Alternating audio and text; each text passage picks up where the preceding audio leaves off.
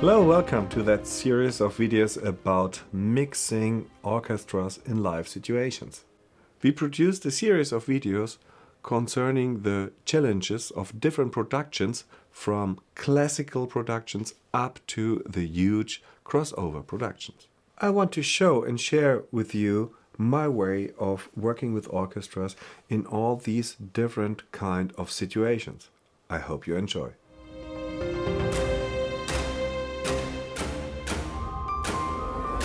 In a lot of musicals, a band enters the stage as well. And as soon as we have these band and orchestra together, in all the planning of the concert and the shows, I want to be involved. I insist to be involved in the staging of the musicians on stage. I would like to explain it in a musical I did, a musical about Martin Luther, where we had a band, a symphonic orchestra, 12 solo singers, and up to 4,200 singers in a choir. It was a really huge setup, huge stage. And of course, the first ideas how to place all that, the people and the promoter, they thought of what is looking good. And they did not think about what sounds good.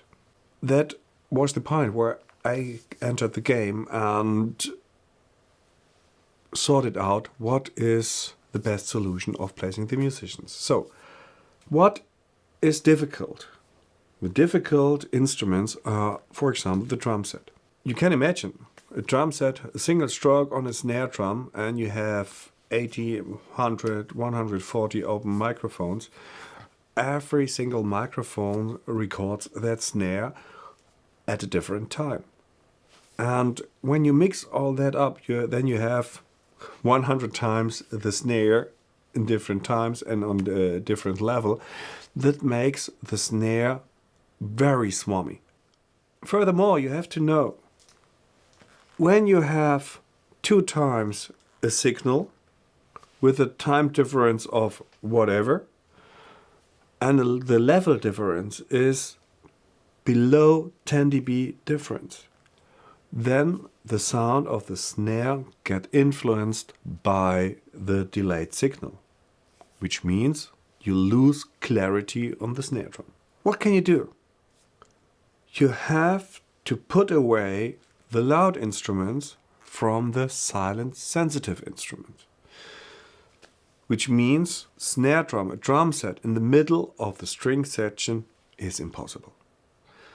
So in that case of Martin Luther, I spoke with the people that we have to separate the loud instruments from the silent instruments. And we ended up that we placed the drum set in the upper left corner, seen from the audience side. And the string section as far away from the drum set as possible. Why is the distance so important? The distance is so important because the sound that travels a distance will lose level. So more or less, with the omnidirectional sound, you will lose 6 dB by doubling the distance. So if you are 1 meter away, or 10 meters away, or 20 meters away, it makes a really huge difference. Definitely, if you are 10 meters away from the drum set, your level difference on your clip microphone or your overhead microphone is 10 dB less or less than 10 dB, and it will not influence the clarity of the snare sound. If you do not have the luxury of having these huge stages, if you have much more narrow stages, what can you do on top of just having a huge distance between the drum set and the string section? You can arrange the instruments according to the level they have.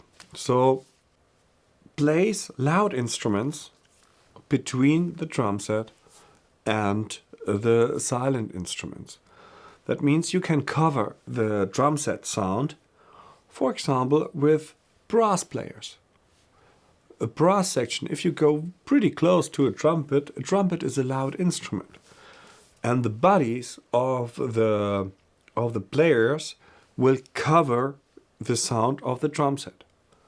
Next to the brass players, you place the woodwinds, again as a cover for the sound which is traveling towards the strings. So, drum set, the next instruments which are a little bit less in level, the next instruments which are a little bit less in level, and so on and so on. But be careful. It is not only placing the instruments in the way that you cover the sound and you get the best result level-wise. You still have to have in mind that some of the musicians have to be next to each other to perform well. For example, you know that even in huge stadium shows with only a band, the band most of the times are very close together. They want to have eye contact. They want to see the mimic of the faces, everything, so that they get the right feeling to play together. And as well, if you have a band and an orchestra, you cannot separate the members of the band from each other. It's impossible because you will hurt the emotions. What you can do is put the drum set in the farthest edge, put the bass player next to him, and then guitar and keyboard player in front of him. Then on the side of the bass player, you place the instruments of the orchestra which have to be close to the drum set, which have to have eye contact, which have to play synchron with the drum set. And these are, of course, the percussion instruments. So next to the band, you can start with not maybe the mallets, because you have a quite high distance with the mallet microphones, but you can use the orchestra percussion like snare, grancasser, timpani, anvil. There are anvils in the orchestra. And then the more you gain the distance to the drum set, you come to the mallets like vibraphone, marimba, xylophone, glockenspiel. Then in one row, in front of the percussion, brass, next row, woodwinds, and then the string section.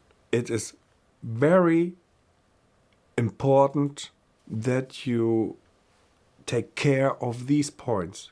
Otherwise, the sound of a musical will get swammy.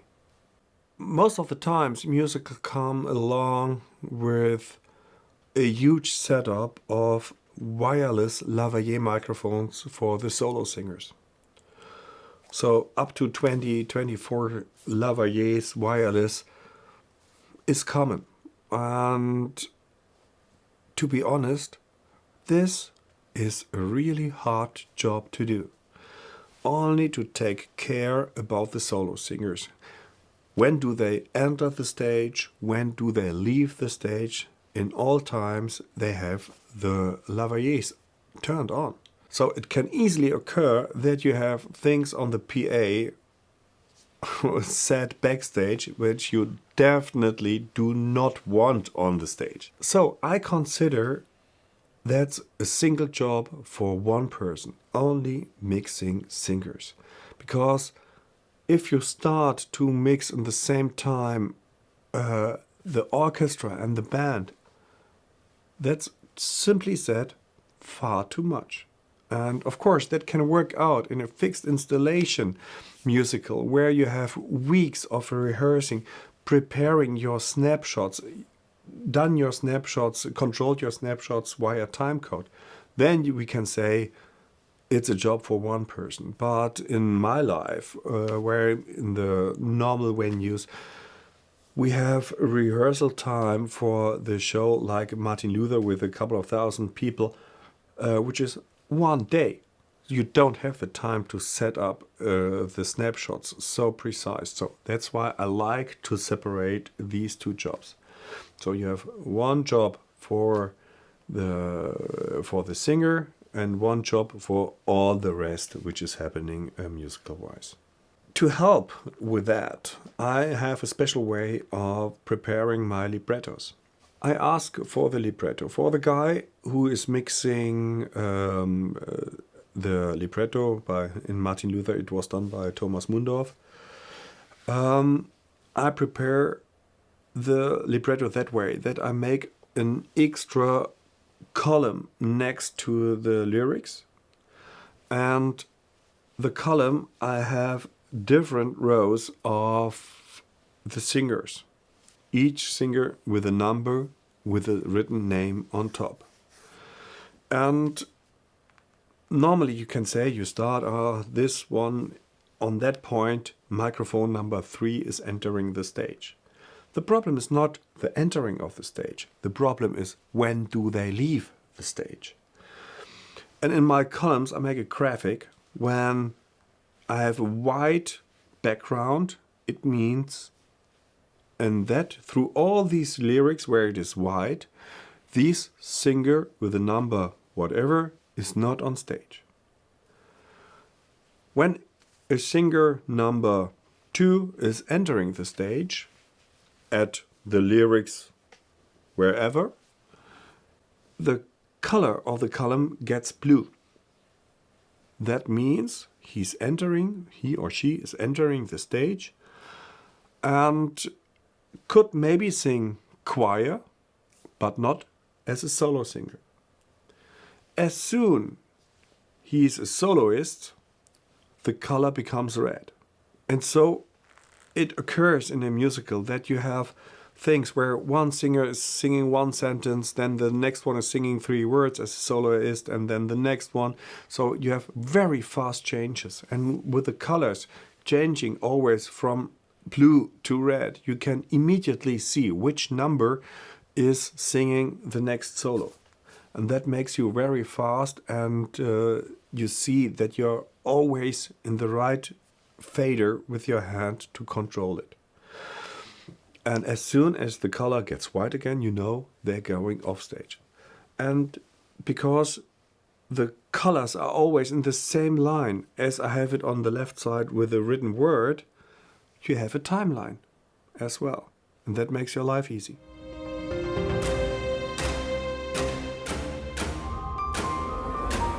Monitoring in musicals is an extremely difficult challenge.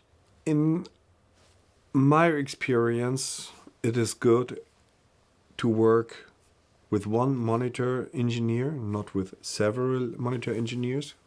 So my preferred setup is 2 front of house engineers and 1 monitor engineer. Of course, it's not very kind for the monitor engineer, but he's the point where every musician is going to. And more or less, the monitor engineer, he is so important for the musician, and a much more narrow connection exists between the musicians and the monitor engineer than between the musicians and the front of house engineers. So I love to have one person there being the anchor point for all these people. The main focus, of course, of the monitor engineers is the in-ear of the solo singers. Does it have to be an in-ear? No. It can be done with wedges as well. That's just a decision of with what solution the musicians feel more comfortable. Of course, an in-ear is for me the better solution, because it just gets the noise on stage down, because you have sensitive instruments like violins as well on stage. There are different ways of approach to serve all these musicians. Of course, the solo singers, no doubt about that, when they have a solo situation, a solo song, the monitor engineer has to take care about them and has to focus on them to help the soloists. The band, you can make more or less a static mix for the band. That's one solution, and of course you have to look from time to them and have to realize if there are some issues with what you can help them out, and then you can listen in their mixes and correct the details. Or you supply them with an own monitoring system where you supply several stamps, you give it to the musicians, and they have their own control about that, what they are hearing with an iPad or whatever. So there are plenty of solutions of how to do that. One stem is click, one stem is communication, and then drums, keyboards, guitars, orchestra, soloists. So that are the stems, what they need. Most of the time they don't want the choir. Conductors, they want, and their job is to control everything. So my experience is that conductors of musicals, they're used to handle technical gear. And so they have to start videos and visuals, and they have to communicate with everybody, and they have to find the right balance. So I like the idea of giving them such a self-monitoring system as well. And in my experience, they are absolutely fine with that, and they are used to that. They can adjust themselves the click, and to be honest, the click, the loudness of a click varies with the dynamic situation which is just played. So a conductor normally has his left hand on such a self system and adjusting the click level while conducting with the other hand. Well, typical situation. And that makes the life for the monitor engineer pretty easy. A little bit different with the orchestra. Orchestras are not used to handle such monitoring situations. Most of the time, orchestras hardly want to have something in your ears, because imagine you're a violin player and you're used to hear your instruments from such a distance, and then suddenly somebody comes, here please, you have in-ear. You cannot play with that situation. As well as a clarinet player or oboe player, oboe, a lot of pressure in your head, and then suddenly on top of that pressure you have something in your ears. It's very hard to play. What I always calculate, I separate the orchestra in 4 areas, which is first area strings, second area is woodwinds, third area is the brass and French horns, and the fourth area is all the percussion.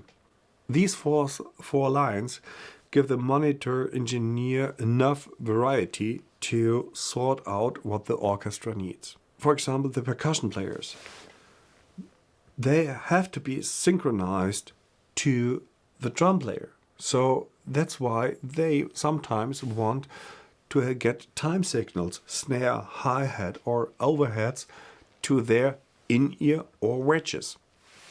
And to get this detailed information about the timing. The string players are not so interested in the informations which are coming from the drum set, which is in the nature of a string player or in the nature of a string instrument, not having the need of playing as precise to a drum set as a percussion instrument. What can occur to the string players? That they want to hear each other of the section, so that you make a monitor mix of the whole string section for the string section. So as well it is with the woodwinds or with the brass section. As soon as a click is coming in the game, of course you have to use in-ear, because you don't need the woodpickers on the wedges. As long as there is no click for the orchestra, you can use wedges as well. A very nice solution if you use, or if you decide to use loudspeakers for the orchestra, is that you don't use common wedges. A nice solution would be to use tiny loudspeakers on stands with their own level control. You place these loudspeakers below every single music stand, so the musicians can decide if they want to use the speaker and on which level.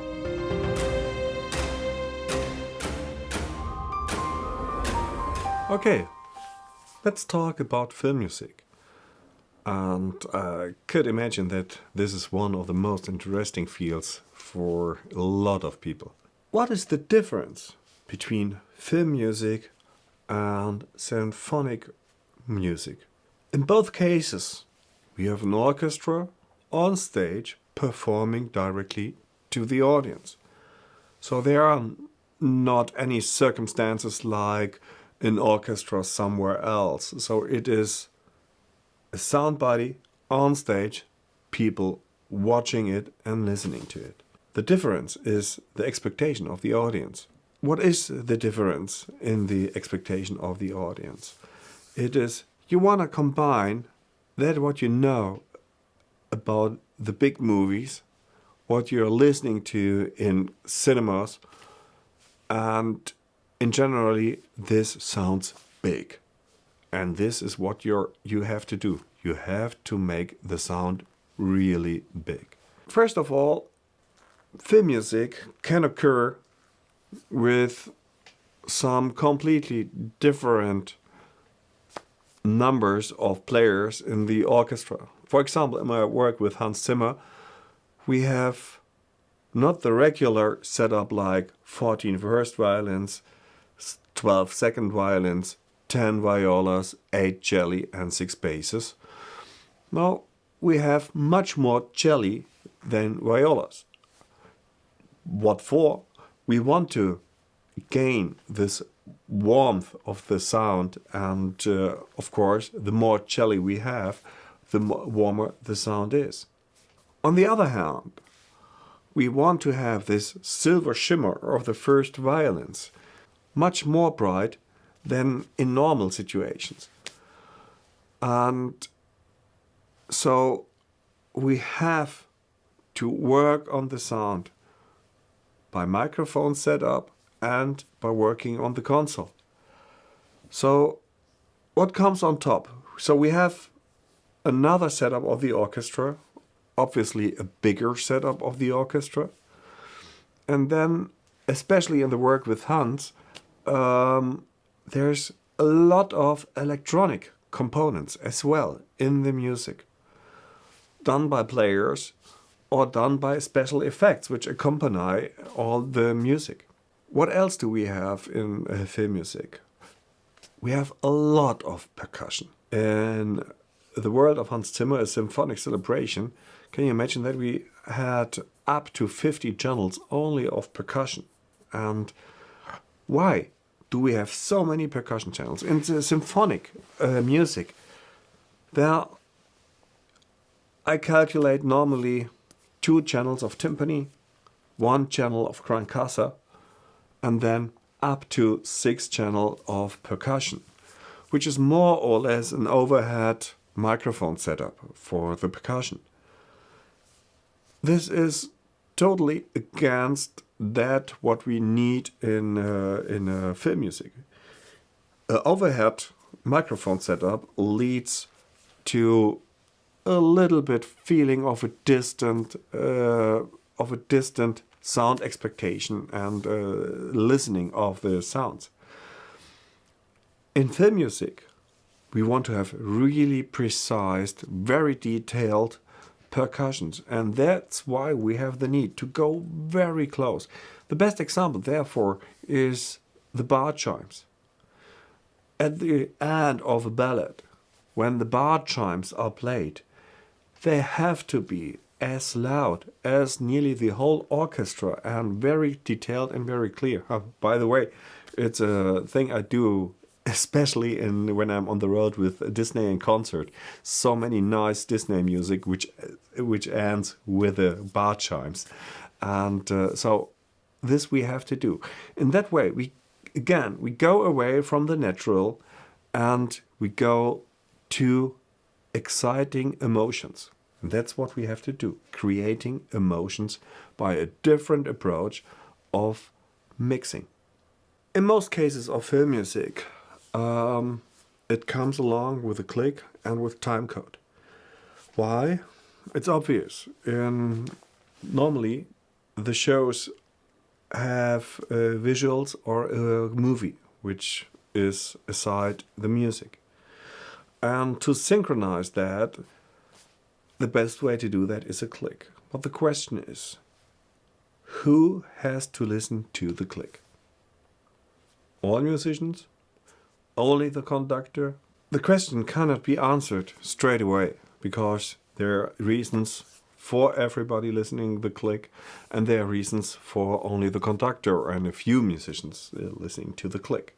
If the music is very rhythmical, indeed a click who is heard by everybody is absolutely helpful. Of course, the music gets much more precise. On the other hand, if the whole orchestra is playing with a click, what is about the flow of the music? As soon as the musician hears a click, permanent, he gets more or less, let's say directly disturbed by that click. And what is disturbed is the flow of his playing and the emotions of his playing. So there is music, in my opinion, where it is better to give the click to the conductor. He has to hold the whole orchestra together, but he has to give the musicians the free room to create the music, to play how they need. Sometimes faster, sometimes they have to play a little bit laid back, and which is more or less, I think, impossible or harder for a musician as soon as he has the woodpecker in the ear. What I want to say is a musician without a click plays much more free. He listens much more to the musicians next to him. So musical wise, it can get more interesting. On the other hand, there is music which is so deep in rhythm. As soon as the musician will fall apart because they cannot listen to each other because the monitor situation maybe is not in the way they're used to or as the music demands for, then as soon as this falls apart, the whole bunch of people, the whole big body of musicians, as soon as they fall apart, everybody loses. Me as a mixer, the musician, the composer, because the music is not precise. And so in the planning of the show, you have to talk to the composer, to the producers, and the conductor. What is their opinion? How should we plan the show? Everybody click or not? There are mixtures of these two solutions are possible. If you say, in these songs, you should play with a click. In these songs, you're allowed to play without a click. Or other kind of mixers. Hand over belt packs with in-ears with click to the time-critical instruments or to the time-critical musicians of the instruments. For example, percussion.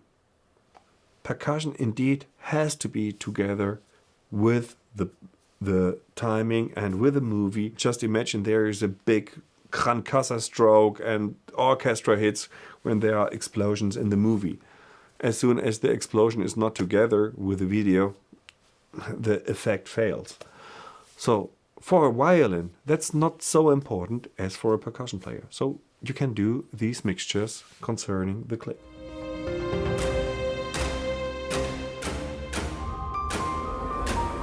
Besides the click, of course, monitoring should be supplied to the orchestra, band, whoever is involved. As in the musical, we have the situation that we will have some soloists, could be singers. In Hans, the work with Hans, it's guitar players, it's flute players, and so we have a whole band in the orchestra as well as in the musical we talked about the placing and the positioning of the musicians, just the same as in the musical. And of course, we have to supply the monitor to the whole orchestra. In the case that none of them will have an in-ear of the orchestra, or only a few of them, we have to place speakers on the sides of the orchestra and to give them the feeling of sitting in a cloud. If we have an orchestra which is normally working in classical music, then we can do the same approach as we did with symphonic music, giving just reflections on the left side and on the right side. So the left side hears itself from the loudspeakers again first, and then the rest of the orchestra. We can call it something like mirror sound source simulation. But if we work together with an orchestra who's much more used to film music or crossover productions, we have to raise the volume and to put the whole orchestra in a bigger sound source, in a bigger sound cloud. And so that's the point where we can start to place some monitor loudspeakers in the orchestra, because an orchestra which is used to that, they will demand for several things. They will say precisely, we in the brass section, we would love to hear the soloists and some things of the percussion to get the right timing. So therefore we should be prepared for setting up some wedges inside the orchestra. The typical number for me is that about 14 wedges in the orchestra. If we are working with in-ears, to be honest, I don't prefer that solution in an orchestra because of the feeling for the musician gets more strange with an in-ear. But then we can do the same as in the musical, provide 4 lines for the 4 scenes or for the 4 groups in the orchestra, and then the monitor engineer can supply them with all their needs. What often occurs as well in musical productions as in film music productions, you have to talk with your monitor engineer. And if he wants to mix the orchestra on his own or not, he has a lot to do, much more than I have to do on the front of house position. And there are situations or solutions how I can make his life easier. I can provide stamps and hand it over to him, so that he does not have to take care about 40 string players. Make it easier. I make post-fader stamps of my mixes and send it to him. So he get a stamp from the first violin, he get a stamp from the second violins, get a stamp from the violas, and so on and so on. And so he can supply the conductor and the band, for example, with a nice string setup or a nice orchestra setup. There are some disadvantages of that. The disadvantage is that normally I hand over my stamps post-fader. When I reorganize my mix at the front of house, so sometimes I just mute the strings when I work on the woodwinds or vice versa.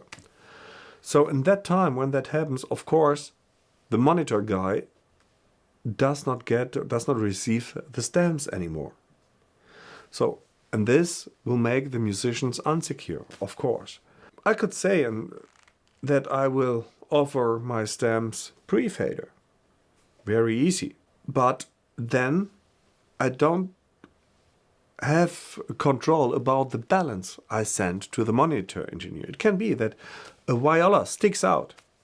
I correct that in my front of house mix, but I don't correct that in the stamp which is going to the monitor, and then they have to live that concert with a sticking out viola, or a cable breaks. I mute it at the front of house, and in the show I will forget to mute it on the stem, and so there are the crackling noises in the mix there. So There are pros and there are contras for both works. I prefer working post-fader, and once it is set up, I don't have to work on that anymore. And then normally everything should be fine.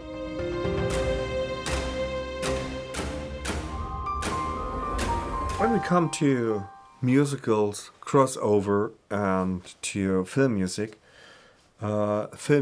with a lot of electronic music and with a band, there's the need of going to clip microphones for the strings. Why?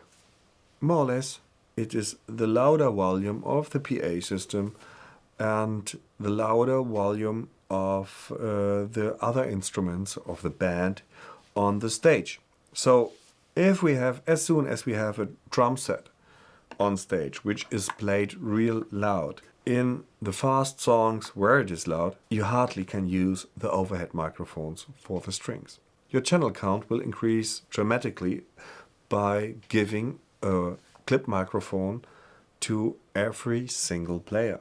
But there's no way around it. In the Soundcheck, you have to do it as I have shown, just in addition of the clip microphone. There are clip microphones on the market, just give a high pass on it and they work very good. The way of doing the Soundcheck is just the same, only with a few channels more. As I mentioned before, there are songs in film music or in musicals where you have the chance of adding overhead microphones as soon as the music calms down, which is most in the case of slow music, ballads. So you lower the volume of the clip and you give the naturality of the overhead microphones. But as soon as you have very rhythmical music and very loud music with a strong bleeding of the snare drum in the microphones, you have to go vice versa. Raise the volume of the clip microphones, lower the volume of the overhead microphones. Okay. Most of the time in the woodwinds and in the brass, it's fine to stay with microphones like the Neumanns or like the Sennheisers. Maybe just decrease the distance. A decrease of the distance in film music is not bad, because as soon as they play a solo or they have important parts, like the oboe for example, they have to move forward anyhow. That's a huge difference in the characteristics of the sound from musicals and film music compared to symphonic music. In symphonic music, a solo oboe stays where it is. In film music and musicals, an oboe solo has to move to the front. And that's why you can choose a smaller distance to these instruments. Big difference to symphonic music is the treating of the percussion instruments.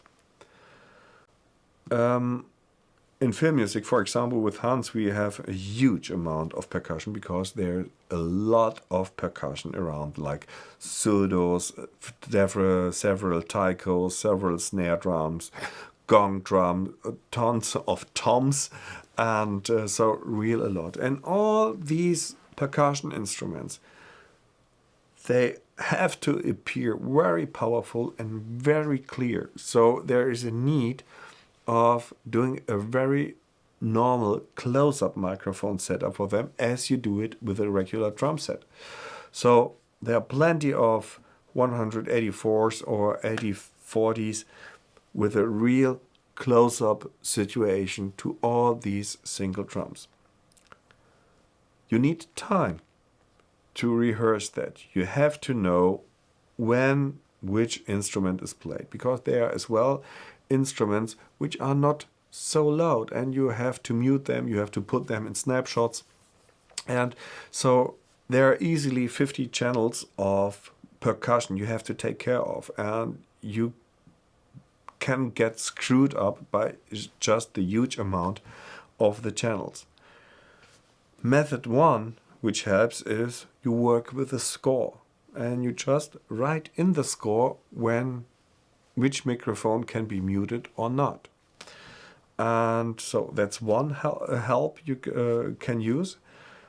And there's another small trick I would like to show you, is what I do with Latin percussion players. Not with the classical percussion players, because they are not used to it, but Latin percussion players are used to it. And then again, I use the MKE2 from Sennheiser. And a Latin percussion player, let's assume he has a taiko, the tom, he has 3 congas, darbuka, djembe, cajon, bongos, guiro, a lot of things he is playing. A lot of channels, easily up to 10 to 16 channels of percussion just for one player. The trick is place wireless microphones on the back side of his hands. Glue them there, and of course then they have to be wireless. The trick is every instrument he is playing, he brings his microphone to this instrument. So you can do the whole setup of the percussion player with just 2 microphones. Of course, there's a huge difference in the levels, but you can compensate that with a compressor. Put a compressor on these microphones, and then on every position he's playing, he brings his own microphone. The sound quality is not as good as if you microphone every single instrument, but at the end you gain more, because it's easy just to let these microphones run and take care about other things. So at the end, it's possible that you gain more than you lose. It does not work on all instruments.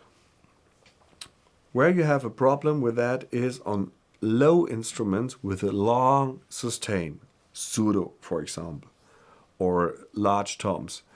There's still the need of placing additional microphones with that, but you can decrease the total channel count from a huge amount of microphones to maybe, let's say, about 5 microphones, and that's a much easier handling.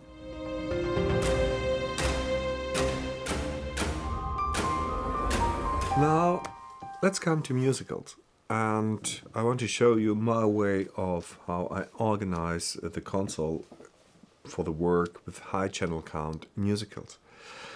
I want to show it with the example of a musical I did. It was the musical about Martin Luther and the 500 years of Reformation. It was a musical where we worked with a symphonic orchestra, 7-people rock band, 12 solo singers, and up to 4,200 choir singers. So quite huge. I already mentioned before how I arrange a console for the symphonic part or for orchestras. That was already done prior to the soundcheck. But now we have a band and a really huge choir on top of it. So what's happening? The console, of course, it has a lot of layers, and I try to work with these layers in a way that I hardly have to change them. Let's go through the console a bit and show what we have there. So in the first layer we have a VCA layer. I'll come back to that later. Here, for example, we have the band layer. You see the drum set there. And yeah, just a few words about my microphone setup on the drums. For example, I have here 2 bass drum microphones. I love to do that. More or less, I try always to have a condenser and a dynamic microphone in the drum, in the bass drum. And but as you see, one of them is turned off. That's why every day the drummer is playing a bit different. The drum set could be a completely different drum set, or it's tuned different, or even my taste is different, or the placement of the microphone is different. So I can just decide every day if one or the other is the better one. What I never do on drums or on snares is using two microphones. Why? Because the difference in the placement results in a difference in time. And this gives me a comb filter effect. Or even if I start to work with equalizers, let's assume there's no time delay between the two microphones. But then I start to put an equalizer on one of the twos. The use of equalizer results in a time delay in a specific range of frequencies. For example, when I use a second order high pass filter, that results in a phase shift of 90 degrees, and so then I do it on one and not on the other. There, the time delay is back again. I don't want to do that. So, same as with a snare, or what I can say there as well. So sometimes you have a snare top, snare bottom. A lot of people having brilliant results with that, and nothing to say against that method, but it's not my method.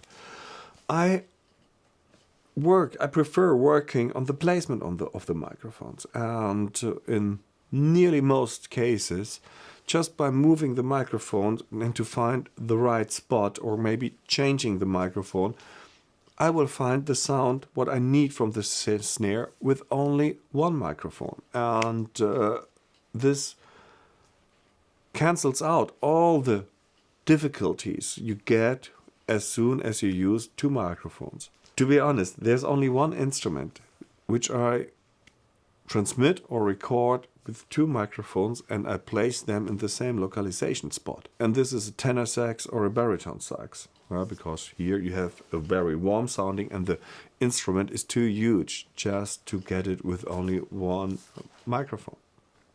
Okay. Further on, we have here the tom-toms.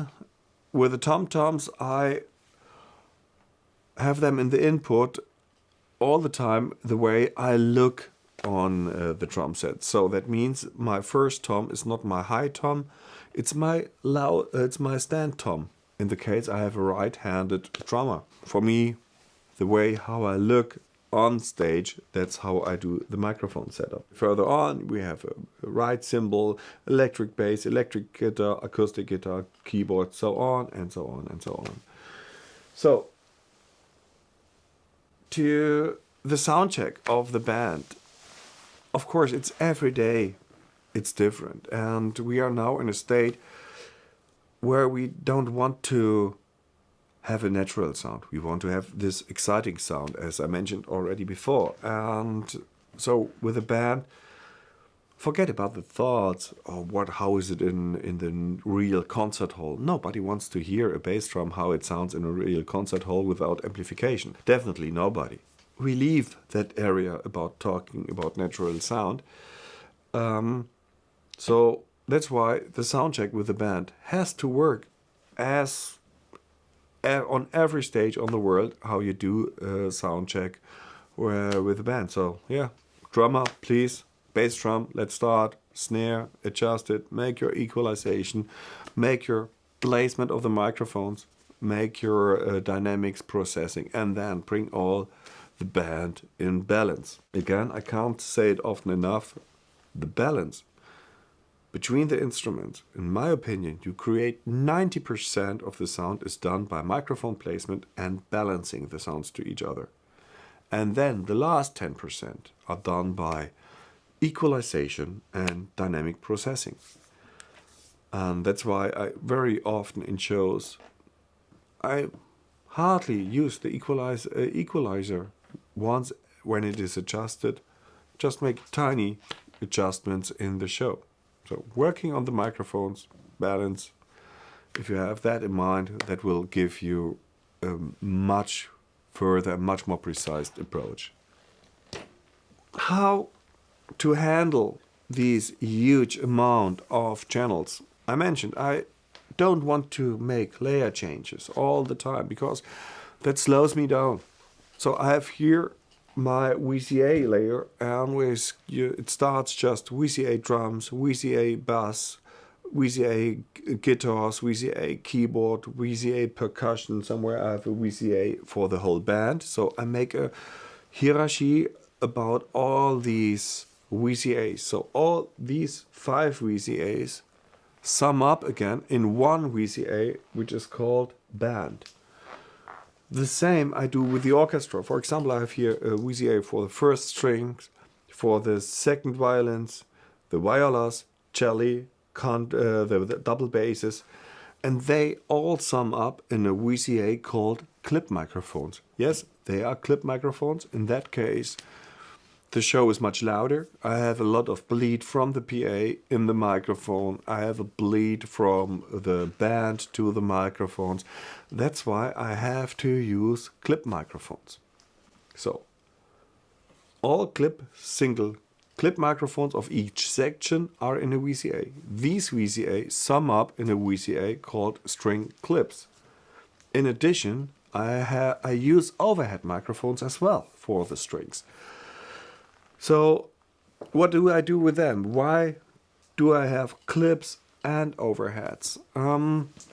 Because it's depending from the music. Sometimes you have pieces which are loud, which are fast, and you have songs which are more calm, slow. They need a different treatment. For the fast songs, definitely you need the clip microphones. So I lower the VCA of my overheads.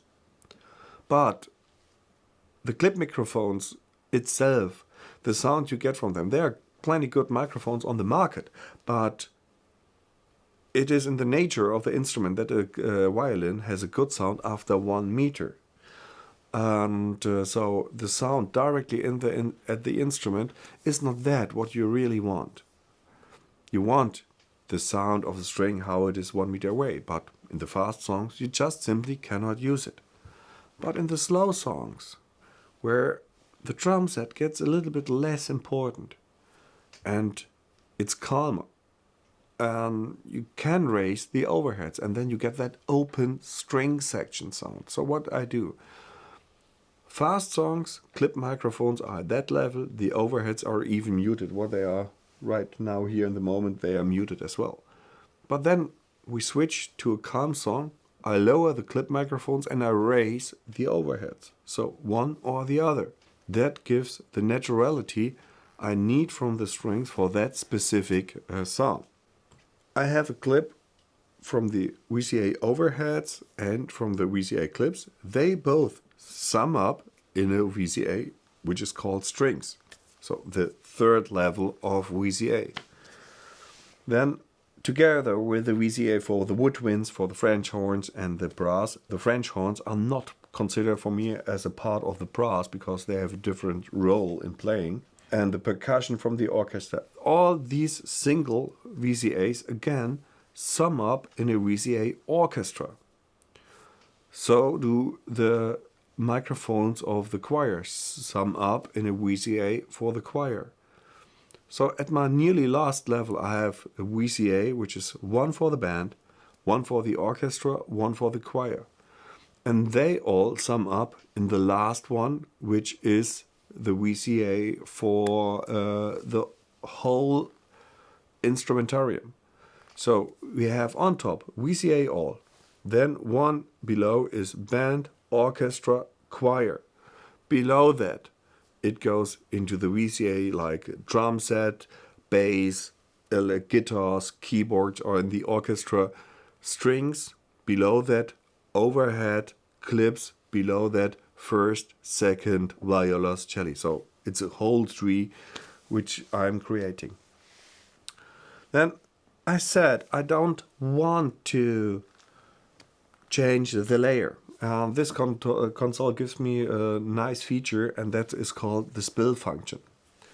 So by pressing the spill function of a VCA, the single channels which are in that VCA, they pop up on the console, and I can make changes in very fast in these single channels. And once the changes are done, just press spill again and you're back to your VCA. And this is everywhere. For example, if I press the viola the viola microphones are show up, or the woodwinds, or whatever. So I never have to leave that layer during a show. That makes my life easy, because I don't have to think and to remember on which layer are which microphones, because you normally, even if you know, and here I can name all layers, but you still, to work fast, you always have to think of, oh, when I press that layer, where are the microphones? You always have to search them. You don't have to search them when you use the spill function, and that makes you working fast. So let's look, what else do we have on that console? So in that layer, I have organized all my buses to the monitors. I have a bus, it's written in German, core to monitors, or choir to monitor. In that case, I had about 50 microphones for the choir, and this is making the life of the monitor engineer a little bit easier.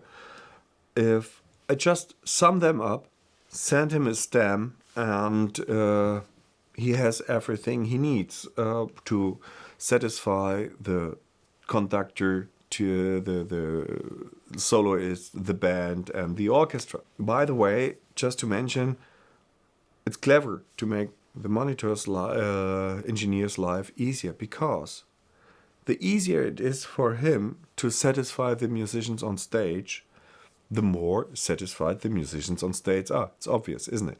The more the musicians on stage feel safe and comfortable with the sound they have, the better music they do. The better music they do, the easier it is for me at the front of house position. The easier it is for me at the front of house position, the better the buzzes back to the monitors are. So it's like a spiral going upwards in quality. So the easier it is, the better the musicians are, the better feeds they get, the better they get again. So very easy spiral upwards. So as well, I have some other buses. Here I have a band bus, which is feeding the monitor engineer, but not the monitor engineer next to the stage, or who is responsible for the stage. This is a bus feeding the monitor engineer, who was sitting inside the choir to make the sound for the choir, because he only needs stamps like orchestra, band, soloists. Done. That's what he needed.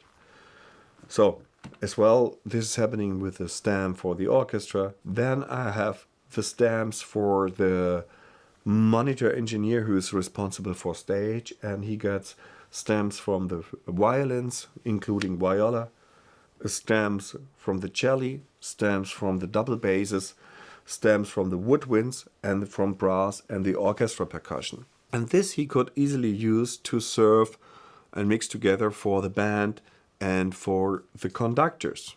Again, spiral upwards, getting better, making life easy, and lean back, everything is nice and easy.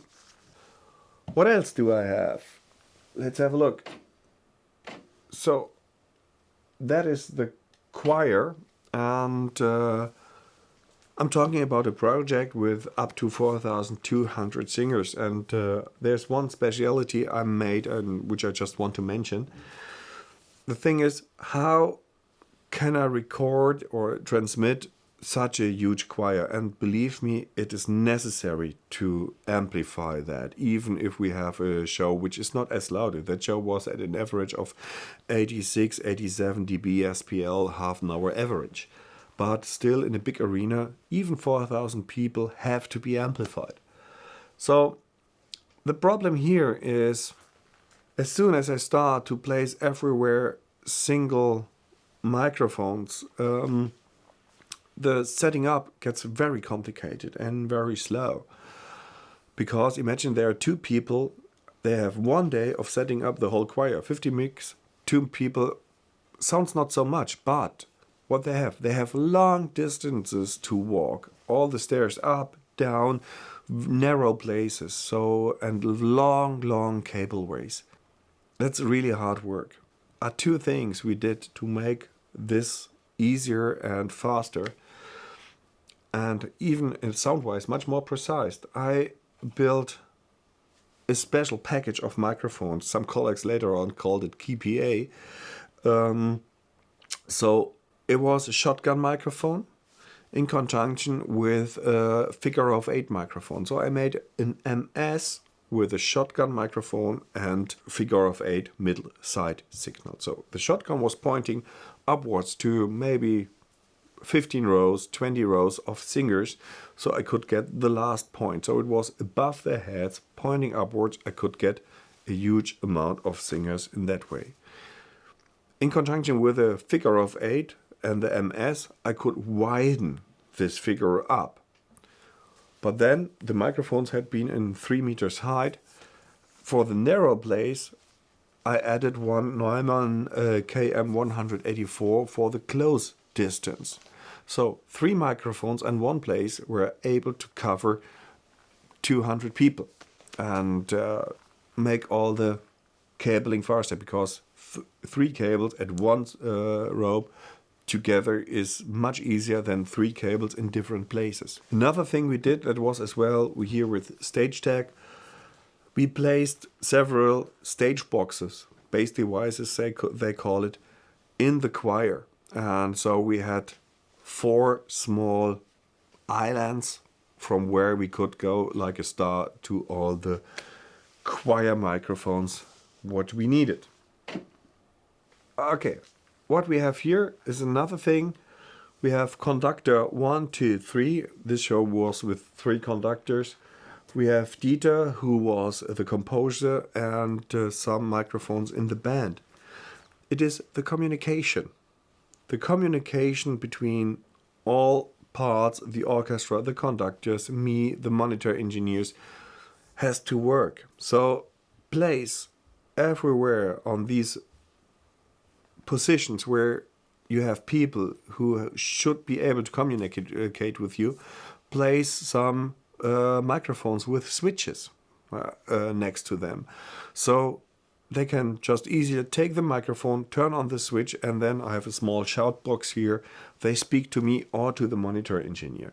For the band, even during the show, because the monitor engineer, of course, he has to focus on the soloists. Even during the show, the band, we do it with Hans Zimmer as well. They can use a switch microphone, speak to the monitor's engineer directly on his ears, and can say him the wishes, what they need, without disturbing the show outside. Yeah. So a good communication set up and tested prior the sound check makes your life easy as well. Some words about effects. As in the classical music, I use 3 reverberation machines as well to make the deepness in sound from the front to the rear. But of course, there are some more effects coming up, because you need an effect for the band. These effects, which are for the orchestra and the choir, they don't work for the band. So you have to add some more effects. What I usually use is 2 effects for the band. It's one long reverberation, putting the acoustic guitar, for example, in a long, nice reverb, but as well some reverberation. I prefer plates, therefore, which high amount of early reflections to give the power to all the percussion instruments you have, so the snare, the toms, to give this effect. Then we need a reverb for the solo singers, a reverb with a lot of high frequencies, and of course an echo. I put that always on a fader, which I can reach very easily to adjust the amount of the echo. And what I do as well is, in arenas you very often have the problem that the bass gets swarmy. Yeah, so very, not satisfying. Depending on maybe on your sub position, depending on the reflections in the venue. So there's a small trick I'm using, therefore it is putting a flanger on the bass. Sorry for all the bass players listening to that right now, but a really hard flanger.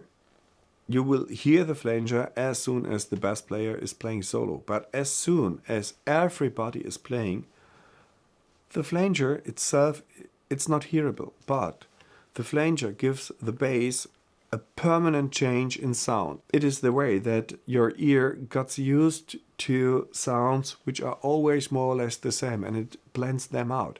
With a flanger on the bass, you force your ear not to get used to that sound. And so that's why you're always concentrating on the bass sound again and again and again. And that makes your bass sound much more precise. And it's there, and you can much more read or hear the single notes the bass player is playing. And another thing is, with a big dynamic range, how to get solo singers always sitting on top of that sound. Parallel compression is the key word. You can, for example, split inside the console the main singer on 2 channels, one with a big amount of compression and one with hardly any compression. The nice thing about parallel compression is when the singer sings on a low level, you have hardly any compression, both signals sum up, and you hear a nearly not compressed sound. When the singer gets loud, the compression channel tucks itself away. What stays is the uncompressed sound. So all the time you hear a uncompressed sound, but you decrease the dynamic of the singer of maybe 6 to 10 dB. Works perfect. And in the new software here, you have it in one channel, just by sorting out a dry-wet signal. Very strong feature, and used in nearly every production, like Hans Zimmer. It was used here. I use it on Disney in concert. So all the production, we have huge channel counts to place the singer on top. I showed you my way of working, dealing with musicals, film music, and crossover production. So of course these ideas sometimes they are in all these kind of musics, and yeah, I hope that I gave you some helpful hints from my way of working, and yeah, good luck.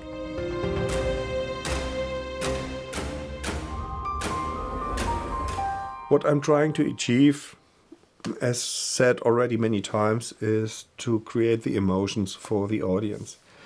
And therefore, I have to say, dynamic is our friend.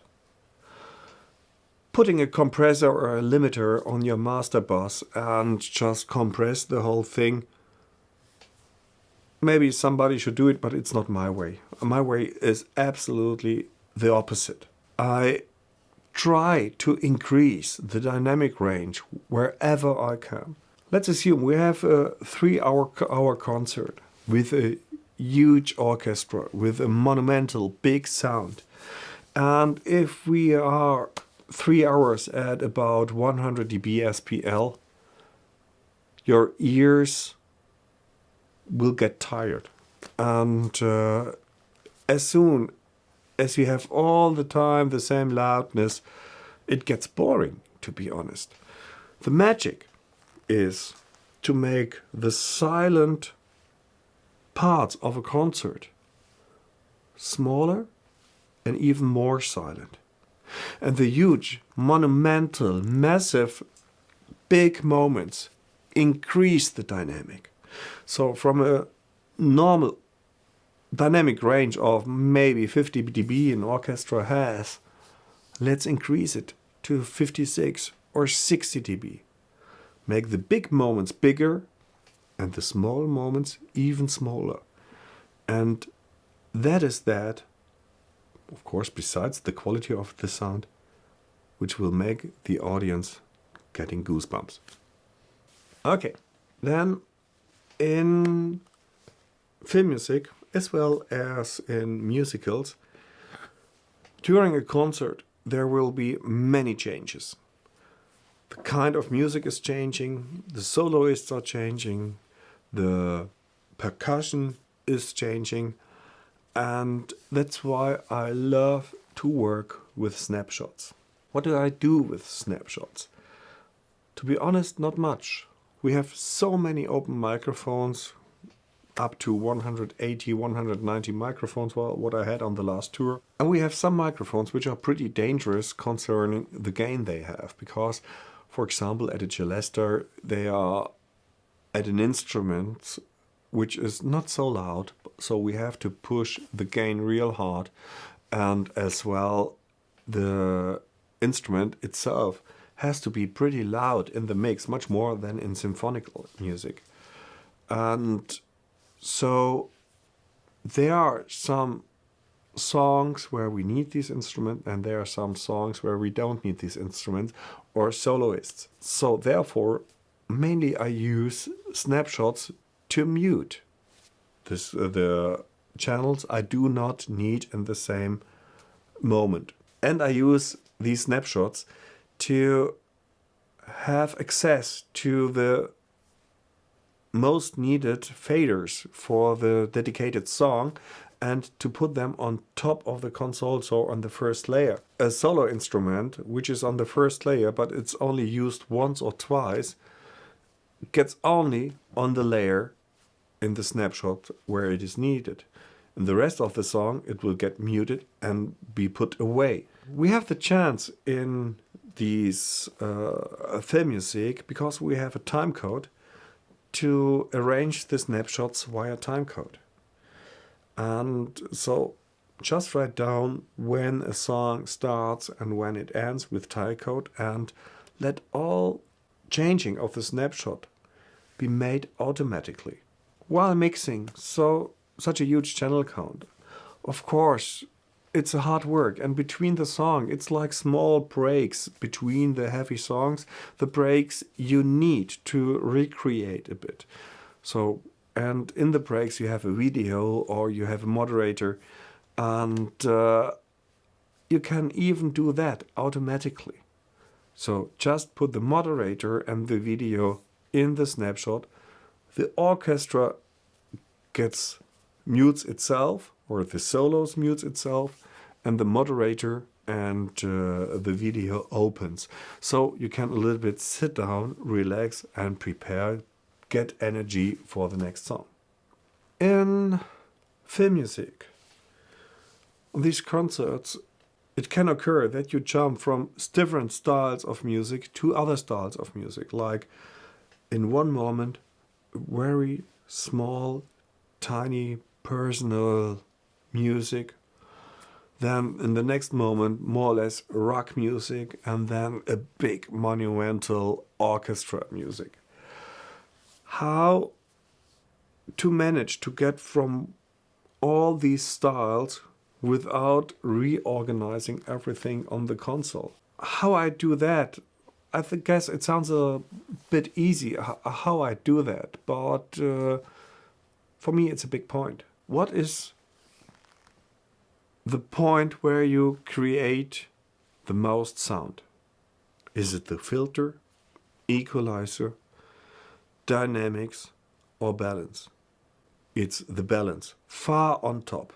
And then far, far, far behind, it's dynamic, it's equalizer, it's filter, or reverberation, or something else. So the balances of the whole instruments together, they give you the possibility of changing the sounds very fast. And as I mentioned before, by organizing the VCAs and all the master controls you have, by organizing that in a clever way, you can very fast jump from one character of sound to another character of sound. More or less, it's very easy to say, if you come from a small tiny amount where you have no choir muted, hardly any band, the band in the background, the band so 5 dB less, and mainly the string section featured. The next song is a rock show. Push the band, lower the overhead of the strings, lower a little bit the reverberation, and raise the main volume.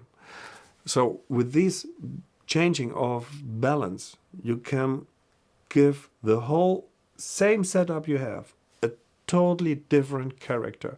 Very easy. And this just with the faders you directly have in front of you. Pretty easy.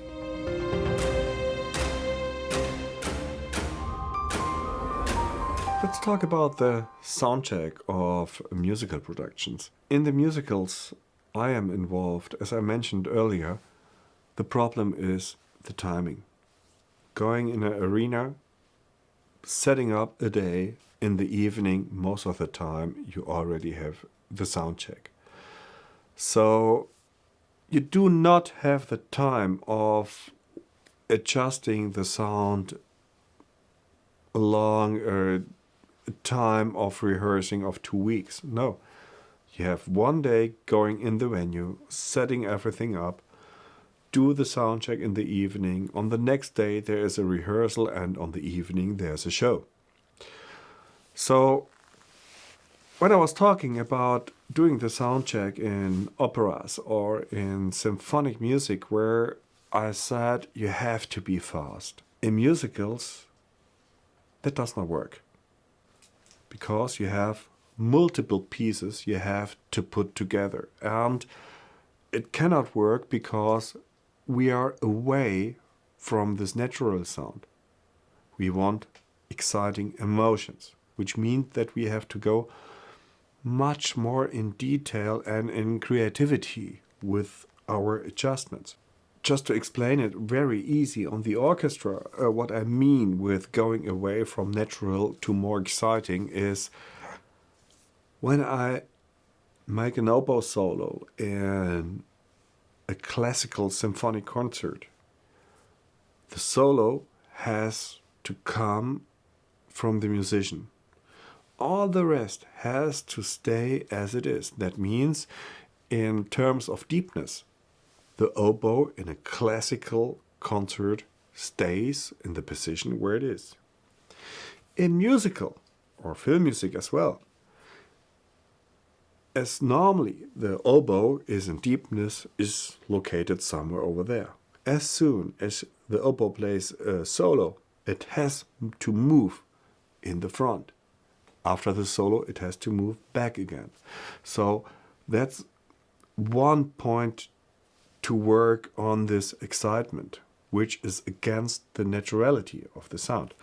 Furthermore, we have much more musicians on stage belonging to each group. So it's not the good choice to have everybody on stage on the same time. So what you have to do, you have to speak with the organizers about a timeline when the musicians should enter the stage and should be there for sound check. I suggest to having following order.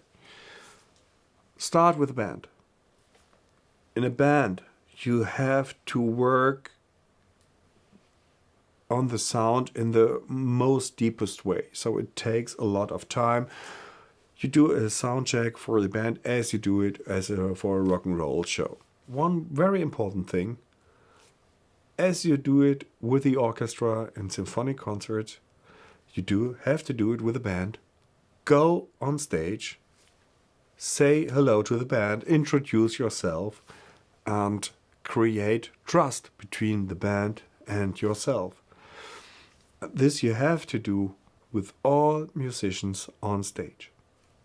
And so we start with the drum, then bass, then you let the whole bass work together. As well, on the sound check, give the monitor engineer time to supply the band with a comfortable sound. So that as soon as you have musicians who do not feel comfortable and you rush through the sound check, this not feeling comfortable sums up from musician to musician, and for sure it will end up in a monitor guy who gets fired. After every instrument, stop, give the monitor engineer time to satisfy the musicians. Once the band is done, you can say, the band, please, you have free time, 15 minutes, take a walk, go to the catering, but please be back on stage in 15 minutes, and the orchestra has to enter the stage. Then you do the sound check with the orchestra as with a symphonic orchestra, plus on top with obviously clip microphones, so you have much more channel count. But the way to handle the clip microphones in the Soundcheck is more or less the same as with the overhead microphones, only with the difference that you have different gains. Of course, different microphones on different positions. So you do your normal orchestra soundcheck, and then, of course, again, there's a monitor engineer. You speak to the musicians, there is a monitor engineer. Let him do his job to satisfy the orchestra. As soon as the soundcheck with the orchestra is done and the monitor is set up, you have to bring together the orchestra and the band. And the situation is, as in crossover productions, you have the soundcheck with the band is sounding marvelous, everything's fine, everybody's happy, great. You did a sound check with the orchestra, everything fine, everything is great, but then you put these two worlds together, and this is very often then the moment when you say, oh my gosh. Normally it can occur that adding both worlds together, you will get a sound which is very harsh. You have a snare drum which you more or less feel like it is heard 100 times, so a very swammy snare sound. For me, it's always easier to find the balances between these two sound bodies when we start with playing slow songs, ballads.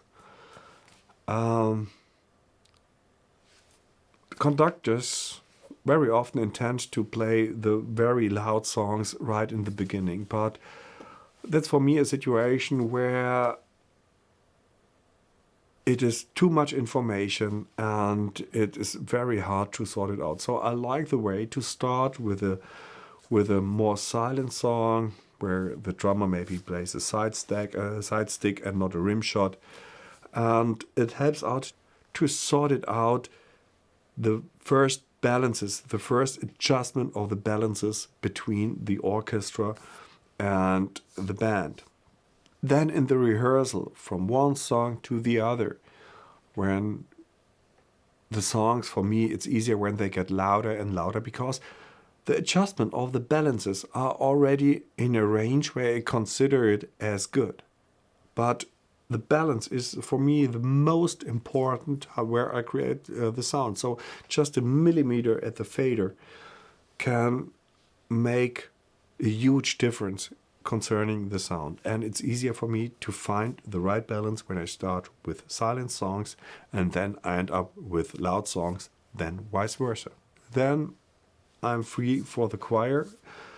In that time, I don't say to the band and the orchestra that they can leave the stage because the soundcheck of the choir is pretty fast. It's the same method, same microphones everywhere, and once I have to adjust the gain and then I just have to find my levels on the console. It's just a short period of time and maybe 2 or 3 minutes, and then we can do the soundcheck of the band, the orchestra and the choir together. And then, last but not least, the soloists can enter the stage. First of all is with the solo singers to be served as the last one in the soundcheck. You give them a little bit the star and glamour feeling, which is helpful, of course. They are soloists. They have to have this glamour feeling. It's fine. For them, with the voice, maybe the venue is a little bit cold inside. For them, it's the hardest to wait a long time to get everything. And they have the in-ear, they don't adjust for themselves. So if they are the last in the row, the possibility of adjusting them a mix for the in-ear is much more easier than when you start with the solo singers, of course. So, and that's the end of the soundcheck. Making soloists by soloists, and then we can go in the rehearsal and everybody can be happy and we can have a nice rehearsal looking for a show.